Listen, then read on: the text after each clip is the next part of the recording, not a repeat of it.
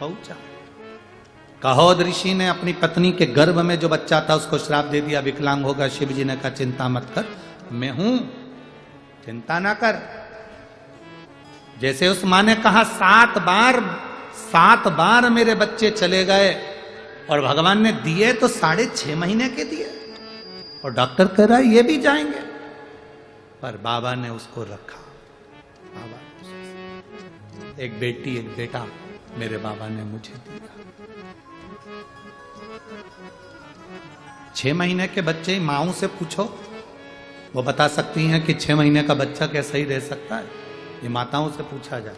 पर बाबा बाबा है।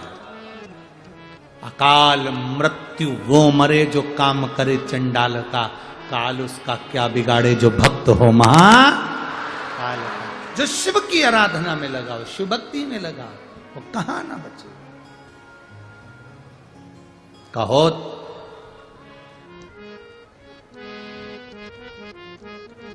कि धर्म पत्नी सुजाता के गर्भ से एक बच्चे ने जन्म लिया जो 8 जगह से टेढ़ा था।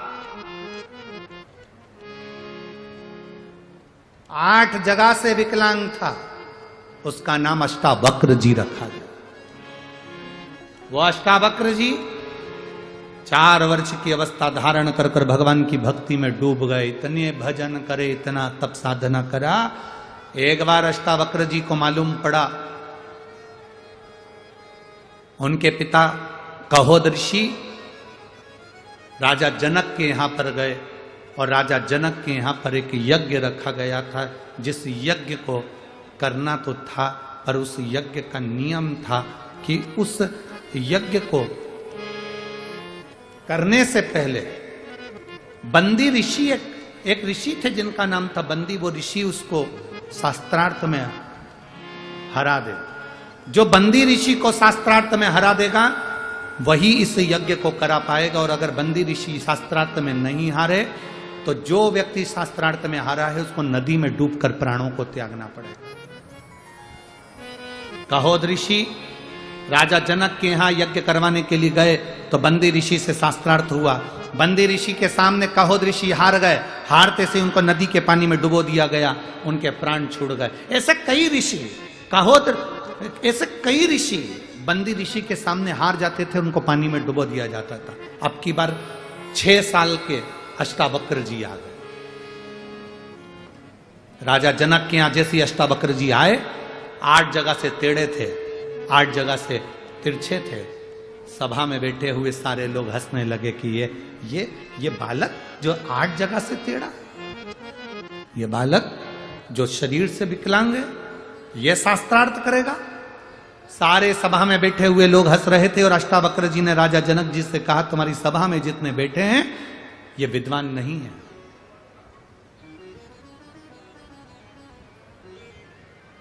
तुम्हारी सभा में जितने बैठे हैं ये विद्वान नहीं है। विद्वान का शरीर और विद्वान की उम्र कभी नहीं देखना चाहिए, विद्वान की विद्वत्ता देखना चाहिए कि वो विद्वत्ता कितनी है। विद्वान का शरीर क्या देखना, विद्वान का शरीर क्या देखना।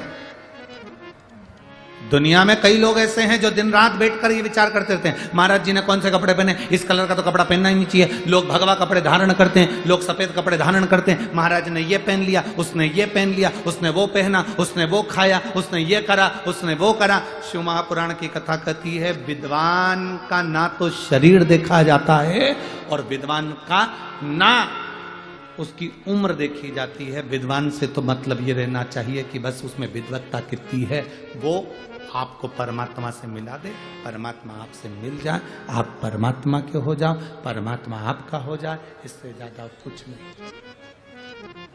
इससे ज्यादा कुछ। महाराज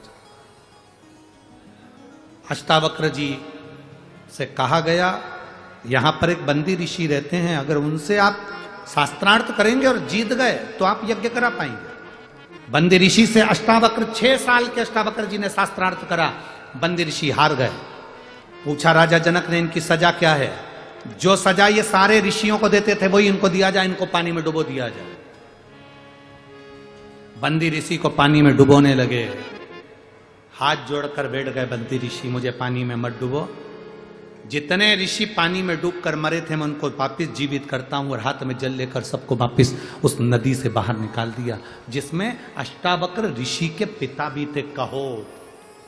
कहोत की आंख से जल बहने लगा अपने बेटे को देखकर कि जिस बेटे को मैंने विकलांग होने का श्राप दिया था, आज उसी बेटे ने मुझे वापिस जीवित कर दिया।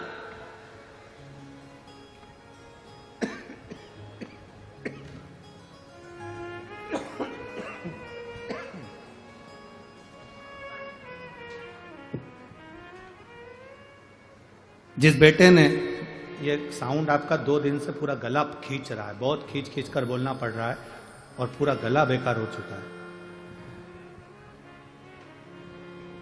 अष्टावक्र जी, मेरे बेटे ने मुझे बाहर निकाल दिया। मेरे बेटे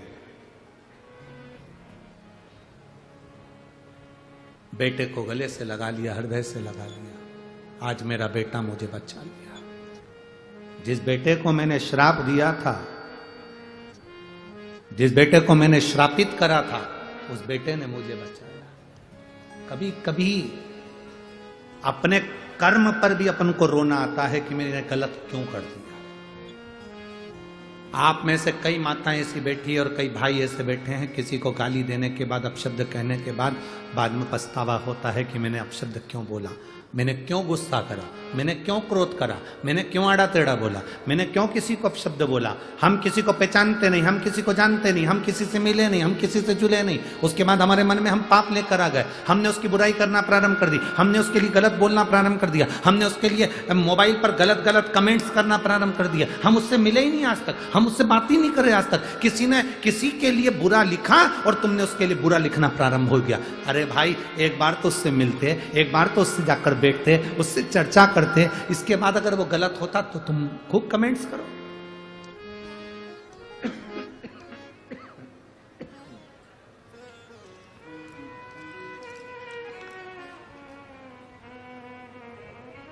अगर वो गलत है तो फिर आप कमेंट्स करो,